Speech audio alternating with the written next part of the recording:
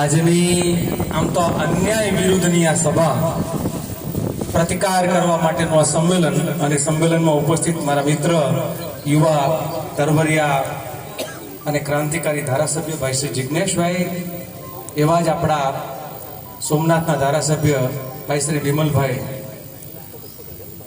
પાર્ટીના ઉપાધ્યક્ષ અને હમણાં જે લોકસભા બહુ મજબૂતાઈથી લડ્યા, હામા પૂરમાં હામા પાણીએ લડ્યા એવા આપણા વીરાભાઈ જોટવા, અને જેણે પોલીસના મારને પણ એમ કીધું કે આ તમારો માર પણ મને ફૂલ જેવો જ લાગશે કારણ કે હું લોકોની લડાઈ લડું છું, આ પાલભાઈ કે જેણે રાજકોટની પોલીસે, અને એનો હિસાબ કરવાનો બાકી છે હજુ, એ જે પણ પીઆઈએ કર્યું છે ને એનો હિસાબ કરવાનો છે. એવા પીઆઈએ ધોકેથી માર્યા, કોઈ નક્કી કર્યું હતું કે હું ખેડૂતોની લડાઈ લડીશ, હું માર ખાઈશ, કારણ કે આ કોંગ્રેસી છે, સંઘી નથી કે માફી માંગે. આ કોંગ્રેસી છે. એવો અમારો ભાઈ ગણવૈયો પાલભાઈ, અને એવા જ જેમના શરૂઆતમાં સ્વાગત ભાષણ કર્યું એવા આપણા જિલ્લા કોંગ્રેસના અધ્યક્ષ ભાઈ શ્રી કરશનભાઈ, શહેર કોંગ્રેસના અધ્યક્ષ ભાઈ શ્રી ઉપાધ્યાયભાઈ, એને આપશો. પીડિત પરિવારમાંથી વાલુભાઈ અહીંયા છે, એ લોકો હમણાં ત્રણેક મિત્રો ત્યાં આવ્યા હતા, રાહુલજીને મળ્યા.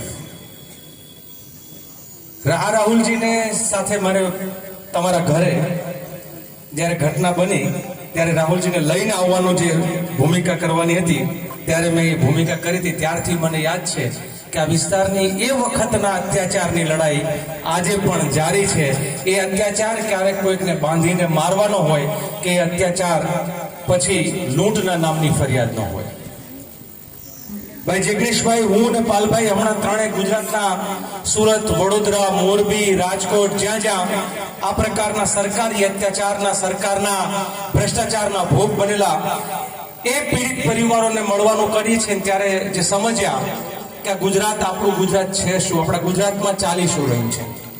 આપણા ગુજરાતના ખેડૂતો હોય, આપણા ગુજરાતના દલિતો હોય, આદિવાસીઓ હોય, આમ વંચિત પીડિત સામાન્ય માણસ કે જે પોતાના ગુજરાત માટે પરસેવો વહાવતો હોય એવા ગુજરાતીઓ માટે ગુજરાતમાં જગ્યા નથી. હવે ગુજરાત એટલે અદાણીને અંબાણીના બાપનું હોય, અને મોટા માલતુજાર જે છે એ ધારે એની પર કેસ થાય, એ ધારે એની પર ફરિયાદ થાય, એ ધારે તો જેલમાં જાય, એ ધારે તો જેલમાંથી બહાર નીકળે.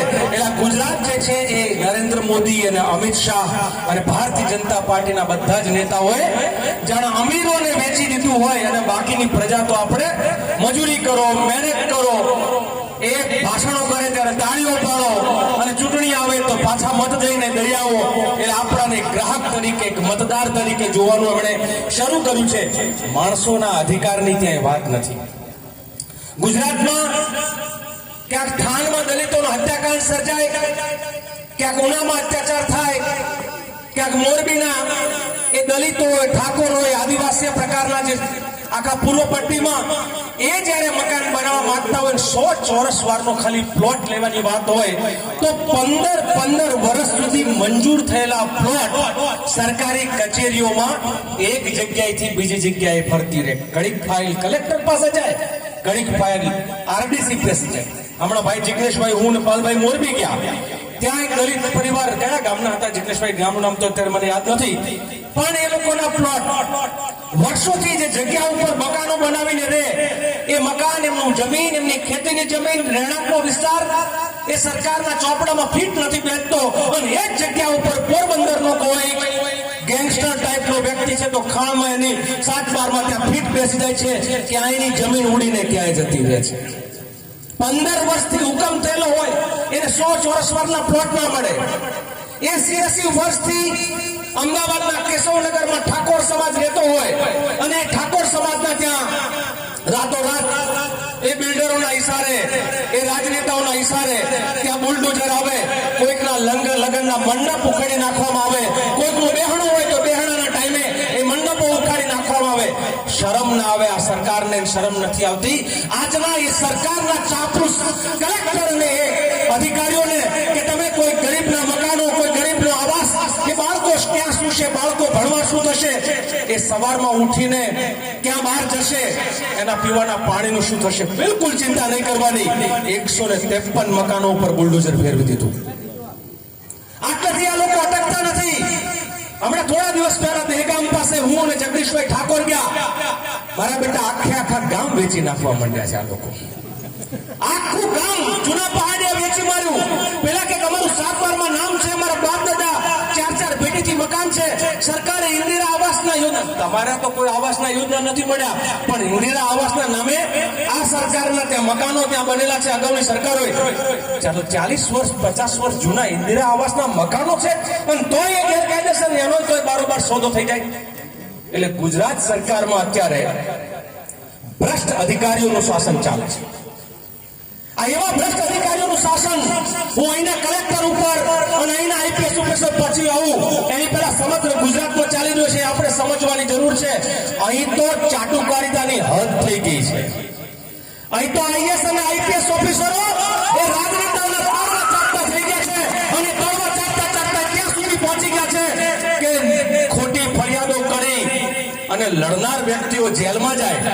એના જેવું છે. હમણાં અમદાવાદમાં બન્યું, તમે જોયું છે કે કોંગ્રેસના કાર્યાલય ઉપર ભાજપના ગુંડાઓ હુમલો કરે.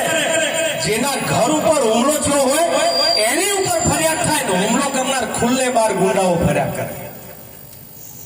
આ પ્રકારની આખી એક વ્યવસ્થા.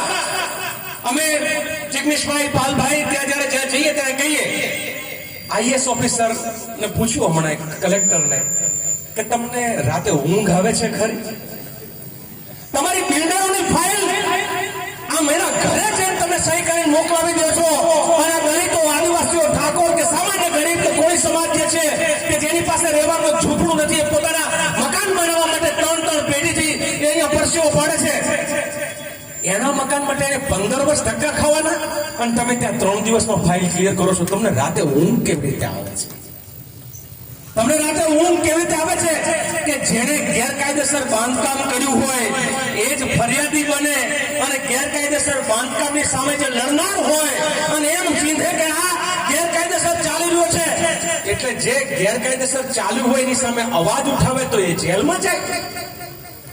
અને આવું કરવા માટે જિગ્નેશ મેવાણીને માટે ગુજરાતમાં ફરિયાદ કરવાની પોલીસની તાકાત ના ચાલી, એટલે આસામના મુખ્યમંત્રી કેવું પડે કે ત્યાં જઈને પેટ તમારામાં પાણી નથી, તમારામાં પાણી નથી. નહીં તો તમે આવો ને, અમે તો કહ્યું હતું કે રાજકોટની અંદર એમણે ખૂબ પ્રયત્ન કર્યો. આખું રાજકોટ જડબેસલાક બંધ એટલે રહ્યું કે સરકાર જે છે એના વિરુદ્ધમાં જનતા હવે સમજી ગઈ છે. બહેનો ભાઈઓ, તમે લોકો અહીંયા છો, આ ઘટના અહીં નથી, પણ રાજકોટમાં જે ઘટના ઘટી, અમે પરિવારોની મુલાકાત લીધી. તક્ષશિલામાં ગયા, ત્યાં સુરતમાં 22 ભૂલકાઓ આ સરકાર પાસે સીડી ના હોવાના કારણે આગ લાગેલા મકાનમાંથી પડતું મૂકે ને એના ખોપરી ફાટી જાય ને મરી જાય, અને ક્યાંક બાળકો અંદર સળગી જાય. આ તક્ષશિલામાં 27 યુવાનો અને બાળકો ત્યાં સળગી ગયા. અમુકના તો હાડકા પણ ના મળ્યા, કારણ કે નાના બાળકોના ફૂલ જે છે એ રાખ બની ગયા, એના અસ્થિઓ છે રાખ બની ગઈ. અને તોય સરકાર એમ કે આમાં વાંક તો એક જ જણનો છે ને, એક જણ એટલે પાછો ચોક્કસ સમાજનો હોવો જરૂરી છે. એક જ જણનો વાંક હોય અને સમાજ ચોક્કસ હોય તો, કારણ કે બાકીના સમાજને આ સરકાર સાંઠગાંઠથી છોડી દેવાનું, અને અમુક સમાજ ઉપર જ એના આરોપો થાય અને અમુક સમાજને નહીં અડવાનું, એવી આ રાજનીતિ કરી રહી છે. ત્યારે આપણે બધાએ જાગવાની જરૂર છે. આવી નવી રાજનીતિ. મોરબીમાં 141 લોકો ડૂબીને મર્યા એ બ્રિજના પેલામાં. ત્યારે આપણા ગુજરાતનો એક સાધુ જાહેરમાં એમ કે જે ગુનેગાર છે એના છોકરાઓ હારે દિવાળી કરવા દો. 141 પરિવારમાં હોળી સર્જાણી, અને તમને શરમ નથી આવતી? સંતના લેબાસમાં ફરીને તમે એ ગુનેગારને ઘેર દિવાળી કરવા માટે દબાણ કરો છો. એટલે આ સમગ્ર તંત્ર જે છે એ કોઈ ને કોઈ રીતે આવી રીતે બધી રીતે વહેંચાયેલું છે. આની સામે આપણે લડવાની જરૂર છે. મારે ગુજરાતમાં ભાજપ એટલે ભ્રષ્ટાચાર. આમ તો અમે સૂત્ર પણ કહીએ છીએ કે ભાજપ તારો ભ્રષ્ટાચાર આજ બન્યો છે શિષ્ટાચાર. દરેક જગ્યાએ તમારે જુઓ તો ભાજપ એટલે ભ્રષ્ટાચાર આ સ્પષ્ટ. આજે આપણો ધારાસભ્ય અહીં જીતેલો હોત તો આપણે સભાઈ કરવી પડે? આપણો ધારાસભ્ય હોત, આપણા માટે લડાઈ લડતો હોત તો, પણ આપણાને બરોબર ઉપર ચૂંટણી આવે ને એવું અફીણ પીવડાવે છે કંઈક ને કંઈક. એ અફીણ એવું છે કે એમાં બાબા સાહેબના બંધારણને આપણે યાદ કરવાના બદલે બાબા સાહેબે જે કરેલી વાત કે સંગઠિત બનો, શિક્ષિત બનો અને સંઘર્ષ કરો એ વાત આપણે સમજવાના બદલે કોઈકના રવાડે ચડી જઈએ છીએ ને ત્યારે આપણે હિન્દુ મુસલમાન બની જઈએ છીએ. ત્યારે આપણે હિન્દુ મુસલમાન બની જઈએ છીએ અને માનવ મટી જઈએ છીએ. માનવ બનવાની જરૂર છે. લાલજી દેસાઈ રબારી હોય એટલે રબારીની લડત લડે. જિગ્નેશ માત્ર જે છે એ દલિત હોય તો દલિતની લડે, કે ભાઈ વિમલભાઈ છે કોળી છે તો કોળીની લડે. આ રમત બંધ કરવાની જરૂર છે. આપણે બધાએ એક દલિત ઉપર અત્યાચાર થાય તો બાકીના કોળી ઓબીસી કેમ અવાજ ના ઉઠાવે, કેમ કારણિયા અવાજ ના ઉઠાવે? લાલજી દેસાઈ એક લૂંટારો હોય એટલે રબારી સમાજ આખો લૂંટારો બનતો નથી. લાલજી લૂંટારો હોય તો લાલજીને લૂંટારો કહેવું પડે. એમ આપણા સમાજમાંથી પણ કોઈ સમાજના નામે લૂંટ કરતો હોય, સમાજના નામે ચરી ખાતો હોય તો એને કહેવું પડે કે રૂક જા. દર વખતે લૂંટવાનું મારે અને હું સમાજને આગળ કરી દઉં અને પછી કહી દઉં તમે આવી જાઓ સમાજો સામસામા. આ સામસામે આવવાની જે રમત છે ને એની સામે આપણે ચેતવાની જરૂર છે મિત્રો. ગુજરાતના કોળી હોય, આદિવાસી હોય, દલિત હોય, પીડિત હોય, વંચિત હોય, આપણે બધા જો એક હોય તો ગુજરાતનો મુખ્યમંત્રી કાયમી ધોરણે સંઘમાંથી નક્કી ના થાય. તો ગુજરાતની જનતા નક્કી કરે કે કોણ મુખ્યમંત્રી. આ પ્રાંત અત્યારે રબર સ્ટેમ્પ, અંગૂઠા છાપ જેવો એક ગૃહમંત્રી આપ્યો છે અને એક આપણને એવો મુખ્યમંત્રી આપ્યો છે. બધા એમ કે મૃદુ અને મક્કમ, આમ તો માંદો અને મળદાર, ઢીલો અને ઢાસ, એવો મુખ્યમંત્રી કે જે પોતે કશું નિર્ણય ના કરે અને એટલે પછી ગીર સોમનાથનો કલેક્ટર જે છે એ પોતે એમ માને કે હું અહીંનો સીએમ છું, આ મારું રજવાડું છે, હું અહીંનો રાજા છું, એવું એ માની બેસે છે. અહીંનો આઈપીએસ ઓફિસર ત્યારે પોતે કાયદો હાથમાં લેવાનું શરૂ કરે છે, કારણ કે એ લોકો એમ માને છે કે અમને કોઈ પૂછનાર નથી, અમને કોઈ પૂછનાર નથી. અમદાવાદના આઈપીએસ ઓફિસરે આવું કર્યું હતું. હમણાં જ કોંગ્રેસના કાર્યકર્તાઓ ઉપર એફઆઈઆર કરી અને પછી કોંગ્રેસના આગેવાનોએ પોલીસ સ્ટેશનમાં જઈને જે ધબધબાટથી બોલાવીને જે બેઠા ત્યારે એને ભાજપના ગુંડાઓ ઉપર પણ એફઆઈઆર કરવી પડી. ત્યારે એમણે ભાજપના ગુંડાઓ, નહીં તો લૂંટારાઓ ઉપર એફઆઈઆર આજકાલ નથી થતી. મિત્રો લાંબુ ખેંચવાના બદલે હું એટલું જ કહીશ, આજે કહેતા ને કે લૂંટ કરે, લૂંટનો કેસ કરે. લૂંટનો કેસ તો કોની ઉપર કરાય? ₹2.86 મીટર જમીન સરકાર પાસેથી લઈ અને 5,000 સરકારને જે પાછી વેચે એવા અદાણી ઉપર કેસ કરે. ₹2.86 મીટર કપડું આવે, લીટર પાણી આવે, જેમાં લીટર પાણી ના આવે, મીટર કપડું ના આવે, એમાં પેલો મીટર જમીન લઈ જાય અને તમારું ₹2.86 પાસે લઈ અને તમને 5,000 વેચે ને એમ કે અદાણી આજે અરબોપતિ થઈ ગયો, અમારું લૂંટીને થઈ ગયો, ગૌચરોને લઈ લૂંટી ગયો, એમાં એ થઈ ગયો. અને ભાજપને અમે લોકો ચેલેન્જ કરીએ છીએ, હીરાભાઈ પણ અહીંયા છે, હું સૌને આખા ગુજરાતમાં જે ચેલેન્જ કરીએ છીએ અમે, તમે તમારામાં તાકાત હોય તો 30 વર્ષના કોંગ્રેસના નેતાઓના હિસાબ કરો અને એને કેટલું કમાણા શું કર્યા તમે અમારા ચોપડા તપાસો અને તમે 30 વર્ષના ભાજપના નેતાઓ જે છે એને ભ્રષ્ટાચાર કરીને કેટલા બિલ્ડિંગો બનાવ્યા છે એની તપાસ કરો અને પછી લૂંટારા કોણ છે નક્કી કરો.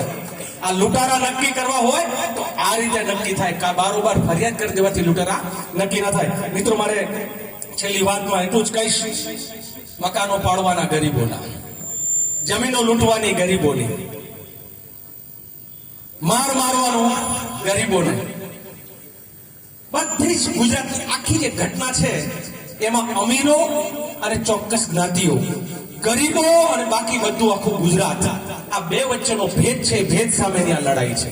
આ લડાઈ આપણે સમજવી પડશે આવનાર સમયમાં. હું ચોક્કસ કહીશ કે મહેશભાઈ મકવાણા અને સાથીદાર મિત્રો ઉપર જેમણે કેસ કર્યો છે, જેમ આજે આપણા 5 જણા હમણાં બહાદુર કોંગ્રેસના કાર્યકર્તાઓ આજે કોર્ટે જમાનત આપી. એટલે આપણે ગુજરાતની ભાજપ સરકારે કોંગ્રેસ કાર્યાલય પર હુમલો થયા પછી કોંગ્રેસ ઉપર જે ફરિયાદ કરી હતી એ કેટલાય દિવસ જેલમાં હતા. આજે હાઈકોર્ટે કીધું જેના ઘર ઉપર હુમલો થયો હોય એની ઉપર ફરિયાદ ના હોય, એ કાંઈ એની ઉપર લૂંટની ફરિયાદ ના હોય, એની ઉપર મારઝૂડની ફરિયાદ ના હોય, મારા ઘરે કોઈ મન મારવા આવે તમે મારવા મારા ઘરે આવો તો હું બે હપોટા મારું ખરો, કારણ કે મને સ્વ બચાવનો એ હક મળેલો છે. આ હકમાં એ લોકો લડ્યા છે. તો આવી લડાઈમાં લડેલા લોકો આજે છૂટ્યા છે, એટલે આપણા કોંગ્રેસના કાર્યકર્તાઓ માટે એક વખત જોરદાર તાળીઓ કરો. આવું નવું અહીંયા થાય, કાલ ઉઠીને જરૂર પડે તો જેલમાં જવાની તૈયારી સાથે, આંદોલન કરવાની તૈયારી સાથે હીરાભાઈ જોટવાએ જે શરૂઆતમાં આહવાન આપ્યું છે કે લડશું પણ ઝૂકશું નહીં, લડશું પણ ઝૂકશું નહીં. પાલભાઈએ જે કીધું 3 વર્ષ, મને તો લાગે 3 વર્ષે નહીં. કેમ ખબર છે? કારણ કે ઉપર એમને બે હાથમાં બે કાંખમાં ઘોડી, એક નીતિશ કુમારની ઘોડી ને એક નાયડુની ઘોડી, આ બે ઘોડી પર ચાલનારો નરેન્દ્ર મોદી અને એની સરકાર છે. એને 12 મહિના પૂરા ના થાય, અને 12 મહિના પૂરા ના થાય એટલે ભારતનો ગૃહમંત્રી ખુદ જેલમાં જાય, અને એ જેલમાં જાય એટલે ગુજરાતની સરકાર તરત ઠેબા ખાઈને હેઠી જાય, અને ત્યાર પછી કોંગ્રેસની સરકાર એટલે કે ગુજરાતની જનતાની સરકાર બને, અને ત્યારે ગુજરાતમાં લોકોનું શાસન આવશે, ભ્રષ્ટાચારીનું શાસન જશે. આની સામેની આ લડાઈ છે. આવી લડાઈ લડવા માટે અને ભારત માતાની જય. એમને તમને જોરથી કહું, આ પેલા ભાજપિયા બોલે કે ના બોલતા હો તમે, ખરેખ માતા કી એમ નહીં. ભારત માતાની જય દિલથી બોલાય, નાભીમાંથી બોલાય, અને એવી ને જય બોલીએ 3 વખત સનાતન સંસ્કૃતિ વાળી. હું કહીશ બોલું ભારત માતા કી, તમારે 3 વખત જય બોલવાની. આ જયકારો છે કલેક્ટર કચેરીમાં જવો જોઈએ, આ જયકારો મુખ્યમંત્રીની કચેરી સુધી આઈબી દ્વારા પહોંચવો જોઈએ. બોલો ભારત માતા કી, 3 વખત બોલો ભારત માતા કી. હજુ જયકારો 3 વખત હડંગ, જય જય જય. બોલો ભારત માતા કી. બીજી વાત તમને કહેવાની, પોલીસનો દંડો તોડે, સંઘી ભાજપીનો દંડો તોડે એમ